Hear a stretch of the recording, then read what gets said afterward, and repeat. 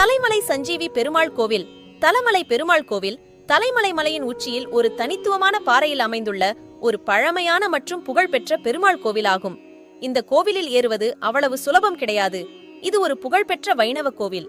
இக்கோயில் தலமலை சஞ்சீவி பெருமாள் கோவில், நல்லேந்திர பெருமாள் கோவில் என்று அழைக்கப்படுகிறது. இக்கோயில் மதுரை நாயக்கர்களால் மலை உச்சியில் கட்டப்பட்டது. இக்கோயில் 1500 ஆண்டுகளுக்கு மேல் பழமையான கோவில். பெருமாள் கோயில் இப்பகுதியில் ஒரு முக்கிய அடையாளமாகும். நூற்றுக்கணக்கான பக்தர்கள் கோயிலுக்கு வந்து விஷ்ணுவின் அருளை பெறுகிறார்கள்.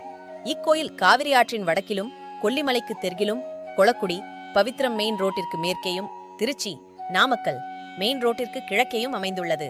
கோயிலை சுற்றிலும் ஒரு குறுகிய பாதையில் பக்தர்கள் பிரதட்சணத்திற்காக நடந்து செல்கின்றனர். இந்த பாறை கோவிலை சுற்றி வருவது வெற்றிகரமான திருமணம், செல்வம் மற்றும் குழந்தை பிறப்பை கொடுக்கும் என்று மக்கள் உறுதியாக நம்புகிறார்கள். ஆனால் தற்போது விபத்துகள்